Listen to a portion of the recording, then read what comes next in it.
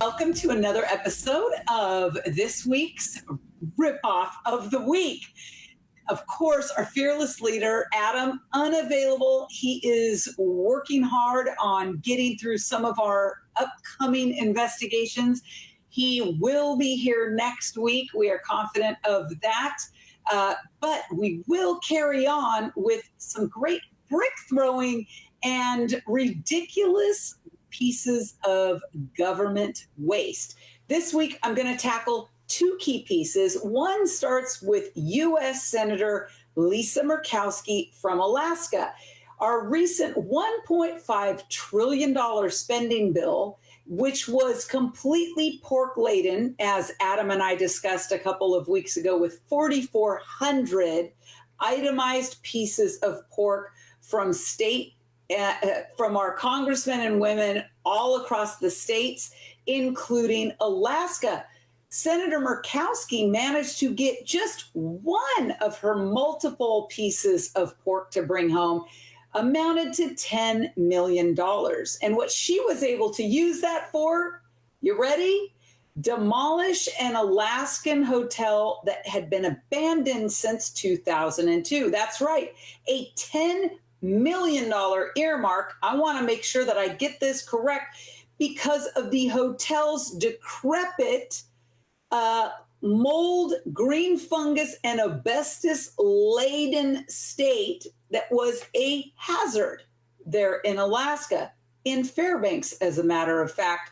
What opened the books is questioning, why couldn't the city of Fairbanks taken care of that if it was such a safety hazard? One thing that's very important as we're talking about waste is that Open the Book's former honorary chairman, the late Senator Tom Coburn, helped to get rid of these types of earmarks and spending. He called them the currency of corruption during his day. And in fact, we know that's correct. He believed that the money that would go to the pet projects of congressmen and senators was never altruistic, and that the taxpayer money should be considered precious and special, and that there was a fiduciary duty between our Congress and our Senate to look out for that, for our money that came from our labor, our work. That hard-earned taxpayer dollars could be a lot better spent than having 49 other states contribute to a U.S. senator's pet project in Alaska at the tune of $10 million. So let's go from Alaska now to New York. Well, New York City spent $111 million to oversee horrific prison conditions. This is really important as New York is in the news this week. So a series of lawsuits in the 1970s that detailed such horrific prison conditions in New York City's prison system, a New York judge had appointed a third-party group to monitor those prisons to make sure that your tax dollars were actually being spent, you Manhattanites, to take care and provide appropriate upkeep. Well, 40 years later and $111 million later, the prison system in New York City is still abysmal. To quote from the New York Post, the monitors have never been effective in 40 years, and people in custody are living in abysmal and filthy conditions.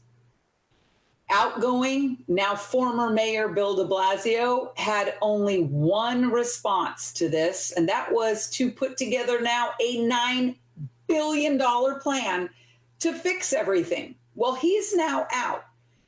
But the greater point here is to show you that shoveling money at bad governance and overspending officials is never going to solve any problem. This is what Open the Books does best. We are looking at all the checkbooks of our local, state, and federal governments. Why is this important? Last year, we filed over 47,000 Freedom of Information Act requests to learn what all these levels of government are doing with your money. We don't take one dime from any government entity. We do this because we believe in what we're doing. And our mission is to put every dime online in real time so that you, the American taxpayer, can hold your federal officials accountable. That's it. It's why we do what we do. You can go to openthebooks.com. We've got all of our top investigations there right now. And there's a petition that you can sign asking your congressmen and women to read the bill before they pass legislation. Yep, 72 hours. That's all we're asking for. No more dead of night, secret meetings, secret deals in the back room getting legislation passed, especially bills that spend your money. It's time we, the people, hold our federal officials and bureaucrats accountable for all those tax and spend decisions. Again, we appreciate you. We're so excited that you've joined us. Please like this video if you like it and share it on any of your social media sites as well. You can always visit openthebooks.com and sign up for our newsletter so that you are always on the cutting edge of what's going on from the fiscal component in Washington, D.C. and within your state. You can go there right now. Our investigations are there, and you can see how your local municipal governments are spending your money.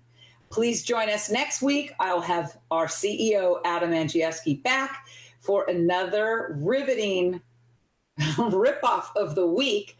It's the only way to say it. And we'll be bringing some new information to you next week. Thanks so much for watching. See you next Thursday.